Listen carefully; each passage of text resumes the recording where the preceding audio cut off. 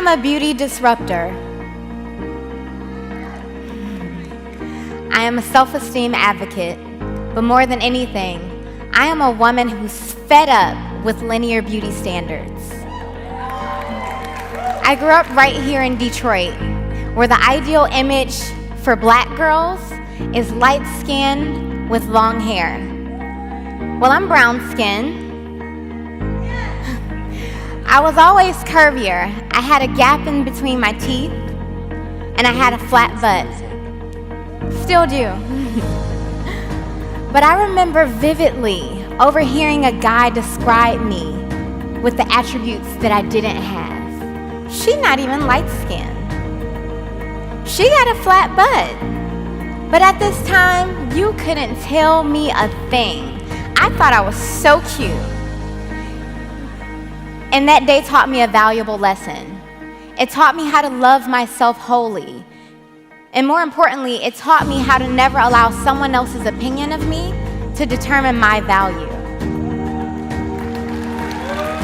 For the last 6 years, I've built a cosmetic company with the idea to change the way we think about beauty for ourselves and ultimately how we extend that to those who look differently from us.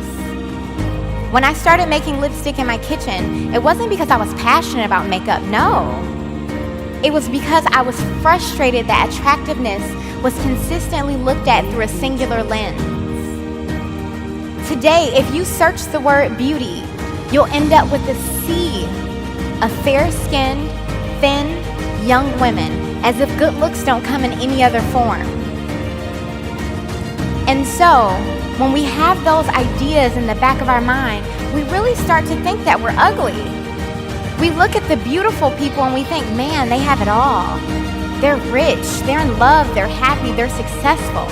And I could have that too if I just changed. We start to think that we're not enough of something, that we're lacking in some areas. That causes us to stifle opportunities for ourselves because we feel as though we don't belong and we don't deserve.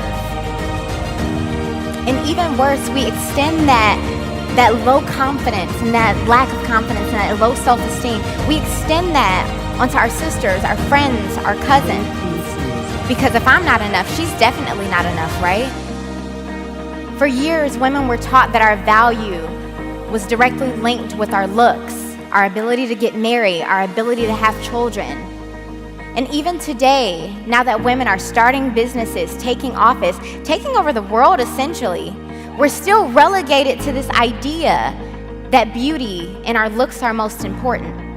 We see this in every industry, from Serena dominating on the tennis court, to Hillary running for president, all the way down to Louisiana, where a little girl wasn't permitted to go to school because of her braided hairstyle. Now, braids have always been a long-standing part of African and African American beauty culture. And just because you don't practice it doesn't mean that you can't accept or respect it. And I don't know about you, but the last time I checked, my hairstyle didn't prevent me from learning. The tutu that I wear on the tennis court doesn't prevent me from winning a Grand Slam. And the color suit that I wear, it certainly doesn't make me ill-equipped to run a country. But what's attractiveness anyway? And shouldn't it be subjective? Well, yes and no.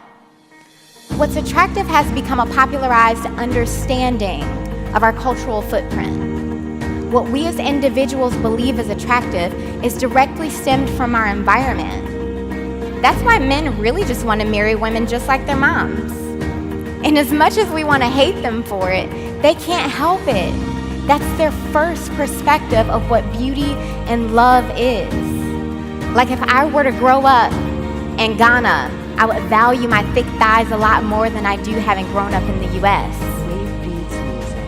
And while the world is becoming more interconnected than ever, we're seeing that the global standard of beauty is quickly becoming the Western standard of beauty. So much so that in countries like South Africa or China, where the population is largely people of color, white women are still at the forefront of these commercial campaigns. So it doesn't surprise me to hear that 70% of women in Lagos, Nigeria, bleach their skin. even though skin bleaching has been linked to cancer. What that tells me is that $10 billion industry is being upheld by this idea that beauty is linear. Those women are just trying to get ahead. This idea leaves plus-size women feeling invalid, mature women feeling as though they age out of their beauty beyond their childbearing years, and ethnic women feeling unwanted. And don't get me wrong, while it impacts women the most, it's not only us who suffer. Most male CEOs of Fortune 500 companies are taller than average because height is linked to attractiveness and power. This is a multi-generational, gender-neutral issue. Our children are growing up not valuing themselves and certainly not being able to extend that love and acceptance onto their peers. Those children grow up with low self-esteem and end up being consumers of weight loss fads, of plastic surgery. Have you guys noticed the plastic surgery trend? Surgery on your butt and thigh is up 4,200% since the year 2000. How crazy is that? And so it makes me think back to when I was a little girl and I thought about me not having a butt. You know, if I didn't have that confidence to keep going on, I could be one of these statistics. So how do we transform? How do we start loving ourselves?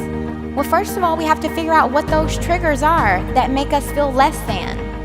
Is it scrolling through social media? You may need to give it a break. Is it going shopping? Or is it simply just going over Granny's to hear her tell you how much weight you've gained since the last time she saw you? Figure out what those items are and cut them off. I'm telling you, if Granny is pulling you down, Granny has got to go. You have to be prepared to go to bat for your identity in this pop culture-driven society. So I challenge each of you, when you go home today, look at yourself in the mirror. See all of you. Look at all of your greatness that you embody. Accept it and love it. And finally, when you leave the house tomorrow, try to extend that same love and acceptance to someone who doesn't look like you.